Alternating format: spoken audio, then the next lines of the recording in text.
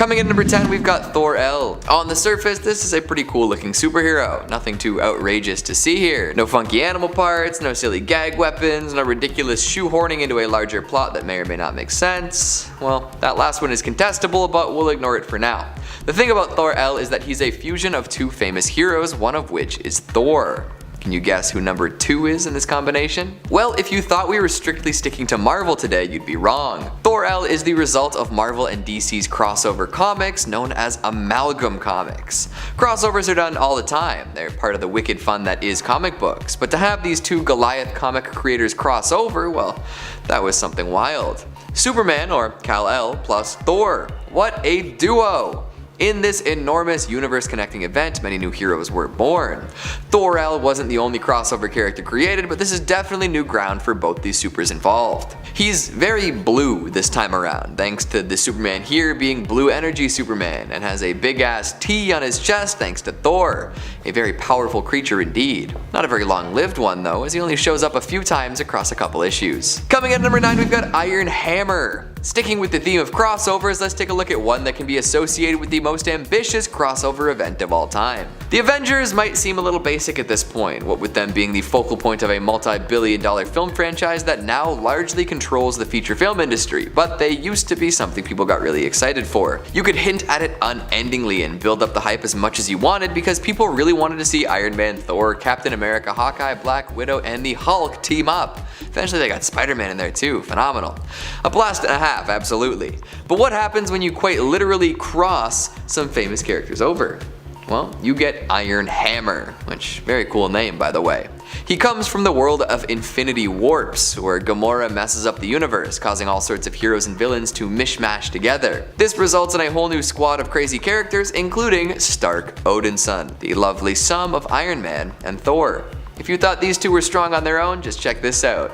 When Iron Hammer was first conceived, he sort of just lived his life as a human with no memory of anything else. Eventually he did realize his skill with technology and even further down the line discovered his Asgardian ancestry. The result? Iron Man with Asgardian enhanced technology. Magic and machine, together at last. Coming in at number 8, we've got Zombie Thor. Marvel zombies, what a wild ride for all involved. One would assume that a literal god might be able to resist the zombie virus and fight back, but here we are. I guess it's more of a super zombie virus after all. After a valiant fight to keep hope alive, Thor could fight no longer. The Deadite Legion were too much for him in both numbers and power, and so Thor succumbed to the virus. From there he rose up, looking for a nice snack to eat, and began his life as a zombie. Frankly, zombie Thor doesn't look all that different from regular Thor, save for a much spookier face and a nice set of chompers that we tend to focus on a little more than usual. Oh, and Mjolnir is no longer his weapon. As a zombie, he stops being worthy, which leaves him kinda feeling naked. Instead of remaining as a hammerless zombie, Thor decides to find a new one. And so he does, in the form of a bunch of scraps cobbled together from the rubble. Improvised weapons and zombies, a tale as old as time. Number 7, WATARI. First appearing in 5 Ronin issue 1 back in 2011, WATARI is a completely different version of Wade. He's the Deadpool of Earth 11542, referred to in this universe simply as the Fool. The story takes place in 17th century Japan. WATARI was one of the best and most dangerous samurai of that time, but like Deadpool of other universes, he was done dirty. He was betrayed by his own friends, he was ambushed by his allies, and then he was just left for death. He laid low for a bit, not by choice. I mean, his face was scarred up, he now had an alcohol problem. He hit rock bottom, but eventually he found his footing and got that long-awaited revenge. We see WATARI the Fool make an appearance in Deadpool Kills Deadpool issue 4, alongside some other wacky versions which we can get into later on. Coming at number 6, we've got Beta Ray Bill. This one is pretty much accidental in how it happened. A super soldier from a race known as Corbinites, Beta Ray Bill was already pretty powerful before being granted the power of Thor. When the Corbinites galaxy was destroyed, Bill was the one designated to protect their planet, and he did so quite well. A very heroic hero, of course. So when he fought Thor over the use of Mjolnir, it turned out that he was indeed worthy of that power. In doing so, he was granted the power of Thor through a weapon called Stormbreaker. Good for you, Bill. Thor. Whatever. Number 5, the Savage Spider-Man. Spider-Man, but a savage. So savage. This Peter Parker entered comics in Vault of Spiders issue 1. When a plane went down over Antarctica, Peter was the only survivor out of his family. He didn't have powers yet, he didn't swing his way to freedom, but he survived by using the last parachute. During his rough emergency landing, the wind moved him around quite a bit, and unfortunately he landed in one of the worst places on the planet, a spider's nest in Savage Land. I was just done with the spider stuff, now we're back to being itchy again. They all just bit him over and over and over again, and powers of course soon followed. The Savage Spider-Man was the new protector of Savage Land. Later on, he was recruited into the Spider Army by Ghost Spider to fight off the Inheritors back on our Earth 616. Honestly, this is a great version. I love when Wilson Fisk sees the boy growing up again. See, he was the reason the plane went down in the first place those many years ago. So when he returns to see if this Savage Spider-Man is real, he gets a little payback. Coming in number 4, we've got Venom Thor. The symbiote never gives up. No way, no how. In a universe where it does not attach itself to Eddie Brock, it does its best to find another suitable host. In the case of Venom Thor, it first found Spider-Man. Featured in a What If comic, this time the symbiote hijacks Peter Parker. This causes all sorts of chaos, eventually resulting in it hopping to the Hulk. And then the Jolly Green Giant eventually delivers it to Thor. This is particularly rough because this version of the alien creature doesn't recoil at the introduction of sonic energy. It just feeds off the energy of the heroes it attaches to. So for a while, Venom is born with the body and powers of an Asgardian. Yikes. Eventually, Thor is able to shake it off and defeat it, but that doesn't make up for the very strange image of a venom-colored god of thunder though. Number 3, Deadpool Kid. The Wild Wild Wade. Okay, an instant classic. Deadpool of Earth 1108 made his first appearance in Deadpool Merc with a Mouth issue 7. When we meet him, he's wanted for bank robbery, arson, putting together a literal stampede, all that Wade goodness. It doesn't matter what timeline you catch him in, shenanigans are in order, clearly. This Deadpool would constantly talk about how much he wanted to take over the town. He had his sights set on Sheriff Fury and of course bounty hunter Logan. This version's quite interesting, but let's be honest, a little limiting what you can do in these dusty towns. So after our 616 Wade shot him in the head and left him for dead, it wasn't until Deadpool kills Deadpool that we see this cowboy again. There's not much you can do in the Wild Wild West. I mean, seeing Wade on a horse or, shooting up saloons, it's cool, but limiting. Coming in number 2, we've got THOR. Even less sensical to say and even more goofy, this is an outlandishly cartoonish iteration of the God of Thunder. His story stays the same, his powers remain unchanged, but now Thor is a cartoon bulldog. He's part of the Scavengers, and was born in Arfgard. Oh me, oh my. It's definitely mostly a gag character, originally appearing in an issue of the Spectacular Spider-Ham alongside Peter Porker, but Thor has been around and continues to show up. And at number 1, we've got THORANGUTAN. Honestly, I just wanted to say this one out loud. Throg and Thor are all fun and all, but the pun action on THORANGUTAN is unmatched. Say it out loud while looking at this goofy little monkey and tell me you don't crack a smile. THORANGUTAN is a hero on an Earth ruled by intelligent apes. Ape Avengers, Ape Assemble. And with that, I'll stop. Kicking off the list at number 10, Spiders-Man. We'll kick off this list on an itchy note. This version of Spider-Man from Earth 11580 is actually Spiders-Man. You might be asking, wait a minute Taylor, spiders? More than one? Oh yeah, he's actually made up of thousands of spiders that work together as if they're one person, like a hive mind. See, before that incident, that horrible incident, Peter and Gwen were visiting Horizon Labs, and instead of one spider taking a bite out of Peter's finger and then blessing him with biceps and perfect vision, he instead fell into a pit of radioactive spiders where they all consumed him, and subsequently his consciousness was spread out through all of those spiders. Hive mind, so gross. How horrible is this already? If I just got robbed and Spiders-Man came to save the day, I'd be sick. Just seeing a cover of this guy on Spider-Geddon issue 3 makes me so uncomfortable. I mean, hats off to Christos Gage and George Molina for making this character one of the most unique versions. You can definitely say that, definitely unique. The Spider. Coming from Earth 15, the Spider, also known as Inmate 24739, made his first appearance in Exiles issue 12. Inmate, what's going on with that? Is Peter bad in this reality? Yeah, he's actually pretty horrible. He's a redhead who has a lot in common with Cletus Cassidy, and in turn he gets slapped with 67 consecutive life sentences by a jury. He's not as into the saving lives thing, he's rather into the opposite. He joined Weapon X after being drafted by the Timebreakers.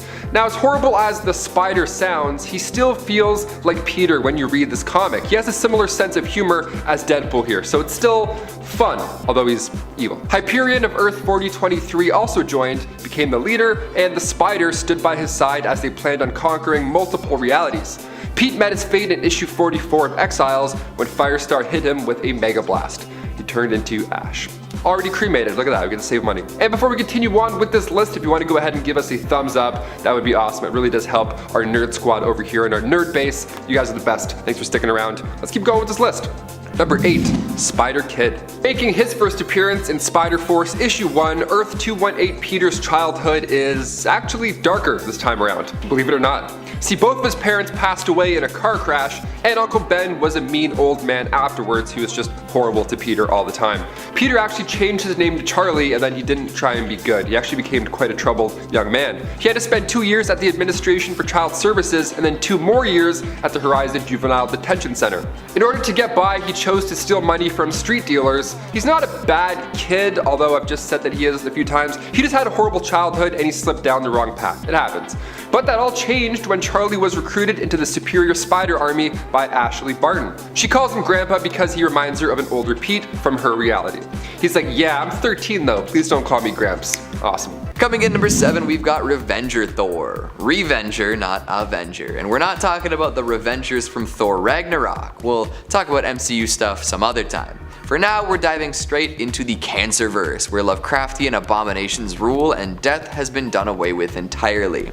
That is a weird, tough pill to swallow. Somehow, Lord Marvel has corrupted the Avengers here and made it so that they serve the many angled ones. These creatures resemble the great old ones of Lovecraftian lore and really lean into that cosmic horror angle. Very spooky, very creepy, very mind-boggling. Thor specifically gets a wild makeover, now sporting some weird tentacle protrusions out of his face and glowing red eyes to boot.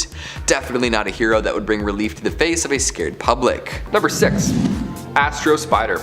Jumping on over to Earth 3145, making his first appearance in Spider Force issue 2, John Jameson III was an astronaut for NASA, and during one mission, a spider got trapped in his suit, which it's an absolute nightmare scenario right there. But when the space shuttle was hit by cosmic waves, John then obtained these amazing new abilities. He didn't come home and stop bank robbers one quip and whip at a time. See, this Earth was now destroyed by a thermonuclear war, so Jameson was assigned to oversee the construction of a spacecraft on the Nautilus platform. He, along with 35 others, are the last of humanity. After this cosmic mishap, John can now read minds. He can create webs of solid telekinetic energy, but he met his fate a few issues later when he was feasted on by Verna. Sometimes being a spider totem sucks. Number 5, Evil Deadpool. Now these names may start sounding a little bit confusing, like Dreadpool is an evil version that kills our heroes, and Evil Deadpool is the result of a collector with a gross hobby. That's right, Evil Deadpool is from the main 616 universe. He came to life in Deadpool Volume 4, issue 44. Now it all started with this young gal named Ella Whitby. She was a psychiatrist who was obsessed with Wade. She was so obsessed that she would keep body parts that he lost over time. He'd battle it out, lose an arm, she'd go in, carry it like Saving Private Ryan back to her house. Some of us had a rock collection, others collect kneecaps. That's fine, we're all different. So she would keep these parts in her freezer like a maniac right next to the jumbo freezies, and then when Deadpool found out about this horrible cold care package, he threw them all in a dumpster. This was actually the worst thing that Wade could have done, believe it or not, because once those body parts thawed out, they fused and grew back together to make this evil, much worse smelling Deadpool. Number 4, Hostess Cake Spider-Man. I think it's time we talk about one of the weirdest but yummiest versions of Spider-Man. Not only is Peter dishing out quips and flips, but he's also feeding the world too. What a hero. This version was born in an ad for Hostess Twinkies, so naturally its own Marvel universe has to exist.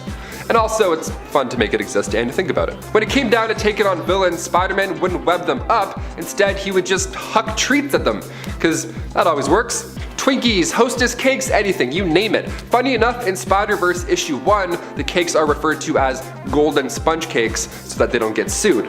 It's also the same issue where we see the end of Golden Sponge Cake Spidey. It's sad, but if he stuck around for too long, realistically, everybody would just get fat or riddled with cavities. Spider sense tells me this cake isn't for eating. It's for throwing! Coming in at number 3, we've got Throg. It's Thor, but he's a frog. Just look at him.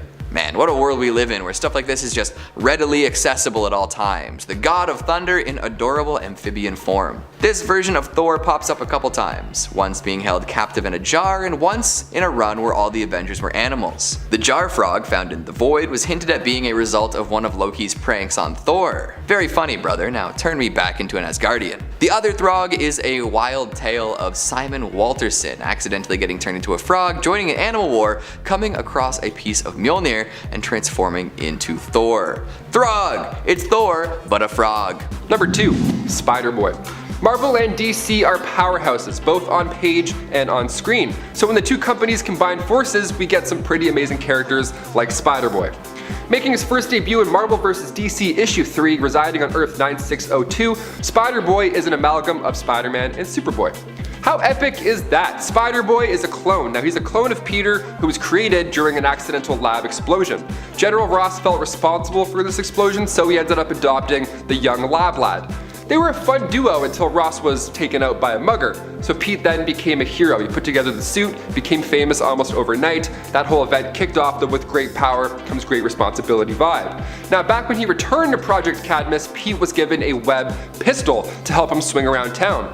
In this story, he doesn't have webs here, but it doesn't really matter. Because of his new superpowers, he can focus gravity inwards to make himself stronger and move faster, or he can lower gravity around himself in order to jump higher, further, and faster. He just clicks the off switch on gravity and then climbs walls.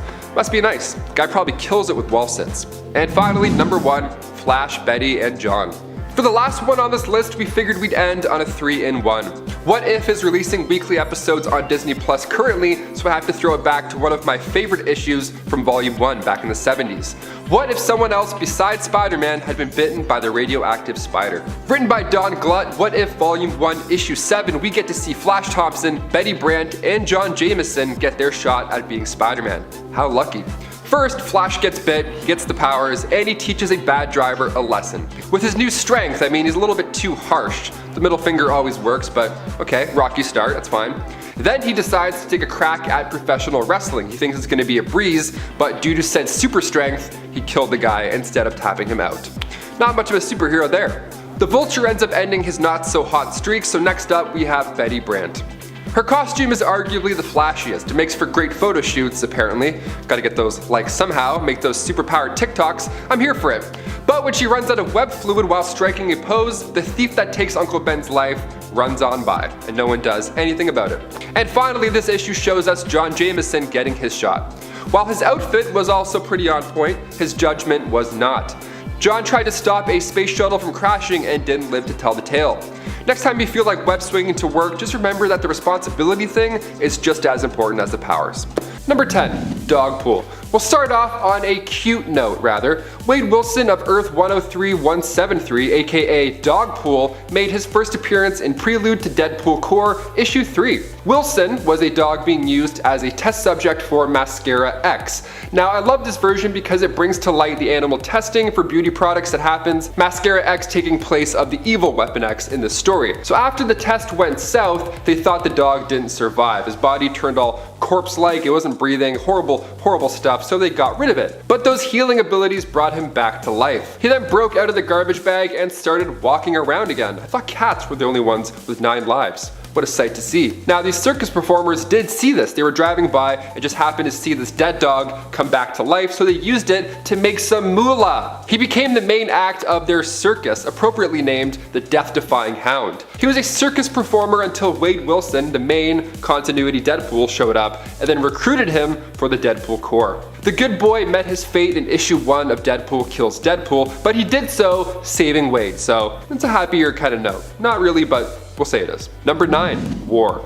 Earth 16558, our Deadpool gets an extreme makeover superpowers edition. He shows up in Extraordinary X-Men issue 8 and we only get to enjoy his presence for 5 issues. After Apocalypse returns in the early 21st century, he recruits Deadpool as one of his 4 horsemen. He recruits him for war. Deadpool and the other horsemen attacked Colossus, got him on the God Squad, and then together the evil team tracked down Storm and their young X-Men. In Extraordinary X-Men issue 10, the X-Men were actually defeated, and the Ark, containing 600 mutant embryos, were taken back to Apocalypse. Things weren't looking that great with Wade on the bad side. When the X-Men invaded Apocalypse's kingdom to try and save the day, Deadpool fought back and went at it with Iceman. Now Deadpool's mask gets ripped here, and then that's when you see Wade with his mouth sewn shut. Not again. We don't like seeing his mouth sewn shut. That's the opposite of what we want. Deadpool cuts his mouth open, and you think he's gonna be like, help me, I don't know what I'm doing. But he actually just releases a swarm of insects all over Iceman, winning that battle in a gross, itchy way. But don't worry, Deadpool gets bugged himself later on. He'll soon know what that feels like. I'll explain more of that later on in this list. And before we continue on with this list, if you want to go ahead and give us a thumbs up on this video, that would be awesome. Those likes add up and they really do support us and the company. You guys are the best. Thank you so much. Let's get right back to this Deadpool list. Number 8, Deadpool the Duck. Howard the Duck has been seen in both Guardians movies, and he was in Avengers Endgame. We see him gearing up alongside Earth's Mightiest. This dude has been in the same amount of MCU projects as Natalie Portman. Well, actually more, really, if you consider the main continuity. That's pretty insane. He's an important character. So when Deadpool the Duck came out back in 2017, fans were excited to see more of Howard. Howard's driving alone one night when Rocket crash lands into his car. Now he's about to congratulate Rocket on his recent box office success in Guardians, but he's rudely interrupted when the raccoon's eyes light up red, and then he leaps at Howard. We got a classic case of space rabies. Some spazies. Some of them don't work. Luckily, this is Deadpool's story, so he comes in at just the right moment, and that's when him and Rocket start battling it out. Howard's trying to smooth things out while this is happening. He knows something's clearly off with Rocket. He's taking cover, he's just trying to stay out of the way. And then Deadpool shows back up in the middle of nowhere, questioning why he doesn't teleport more often, which is a great question. And then when he tries using it again, everybody gets fused together during this teleportation. Well, almost everybody. Coming to you live from Warp World, one of the most out there versions of Peter Parker hit the page in Infinity Wars issue 3. Moon Knight and Spider-Man are gearing up. They're making a game plan to take down Gamora. And Spider-Man says, look, just punch whoever I punch in a second. Deal? Easy peasy. That turns out to be a lot harder than imagined when the both of them merge together. Alongside Arachnite, we got to meet some other amalgams of characters. We got Ghost Panther, Soldier Supreme, Iron Hammer, and more, so much more. Peter's mind was also separated into 4 different personalities, each desiring dominance. So we have Science Pete, the Knight Pete, Friendly Neighborhood Arachnid Pete, and for when it comes to signing checks and shaking hands, we have CEO Pete. Number 6, Dreadpool. In the reality of Earth 12101, the X-Men brought Wade to Dr. Den Brighton, aka Psycho Man, in an attempt to cure him. They wanted him to shut down the voices in Wade's head so he can be, you know, a normal civilian, but he didn't do that, did he? He actually did the opposite. Wade was now encouraged by all these voices in his head to kill the Marvel Universe. All those people, all those superheroes you love. About to meet their fate in a horrible way. He started off by going after the Fantastic Four. Reed and the Thing were gone in just a few pages, and then Sue Storm held Dreadpool off for a bit by making his head explode, which usually does a trick for most villains, but it's Deadpool, so once he healed, she was next to go. Like the whole Fantastic Four family's gone in like literally 3 pages. It's so sad. Dreadpool then steals a device from Reed that he used to take down the Watcher. Even the Watcher isn't safe in this story, and neither are you. Check it out. Coming in at number 5, we've got Cyclops Thor. Mjolnir only has one eye, and now Thor does too. Sorry for that terrible joke, I just couldn't help it. Somewhere out there is a universe absolutely stuffed with Cyclops, beings only sporting one eye. Dead center on their heads, the look is an uncanny one indeed.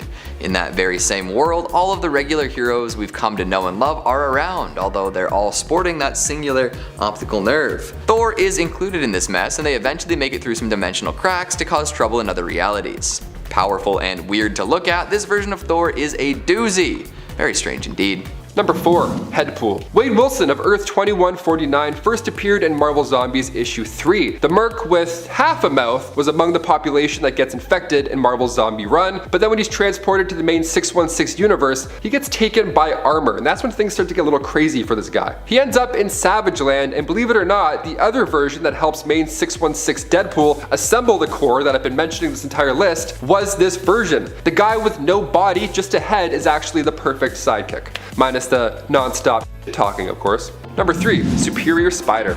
Starting in 2013, this version is the outcome of the Dying Wish storyline when Dr. Octavius planted his mind inside Peter Parker's. Nice little swap. There we go. We see this begin in Amazing Spider-Man issue 698. Peter gets a priority call from the Avengers, and when he meets them all on the raft, Cap informs him that one of his old enemies is dying, and Peter knows that it's Doc Ock before he even tells him. Cap says that he's asking for him. Well, rather, he's asking for Peter Parker. Peter goes in and he asks everybody for a private moment, just the two of them to talk it out, right? But when they're in there for that hot second, it's revealed that they somehow have switched bodies, page 20 and 22. So Peter in Doc's body is freaking out. He's worried what the hell to do, because now he's got his powers and his families and his friends are all at risk. You gotta stay away from those brain-swapping Octobots, that's the key. I'm not gonna tell you what happens because it's really enjoyable. Go check it out yourself. Number 2, Wolverine Pool. First appearing in Cable and Deadpool issue 46, this Wade Wilson still gets the superhero upgrade, but when Weapon X decides to give him the adamantium treatment, things play out a little bit differently. See, later on, he's recruited by Dreadpool, that guy I mentioned, to take on the Deadpool core members, so he's evil. He was doing a pretty good job, that adamantium skeleton was coming in handy, but during a fight, our main 616 Deadpool tossed a grenade full of bugs at Wolverine Pool. Remember I said you got some with bugs earlier? This is payback. This is why you don't play with bugs. So that bug grenade went off and the bugs ended up chewing Wade apart, and all that was left literally was just that adamantium skeleton and claws. It's a pretty creative way to go out, but it's also like really gross. It's kind of like if Oogie Boogie from Nightmare Before Christmas were to take you out, or if that movie was rated R, it would look kind of something like this. And finally, number 1. Death Mask. On Earth 11683, Reed Richards was able to remove that lethal brain tumor from Wade's head, which opened an entirely new future for Wade. Now he was better than ever. There were no evil voices swirling around in his head. In fact, the only voice in his head was his own bright ideas. This Wade was in fact a genius. This keeps getting more and more positive. That's great. We love happy endings. Nice number 1 smooth landing. Did he solve world hunger? Did he stop floods? Did he cure diseases? No, actually. He was still a criminal, a master criminal, actually. See, with that brain, he ended up building an empire and went by the name Death Mask, so it was actually almost worse in this scenario. Just looking at his outfit, it's pretty obvious whose spot he's taking in this universe. He killed Victor Von Doom and changed a few colors to his evil getup, resulting in Death Mask, this red version of Dr. Doom. Even after Death Mask was beaten by our main Deadpool, it still didn't end. Death Mask then made a deal with Mephisto in order to release these horrible monsters on Earth and survive. One of those monsters was the Infernal Hulk. So he's full of brilliant ideas, they're just also evil.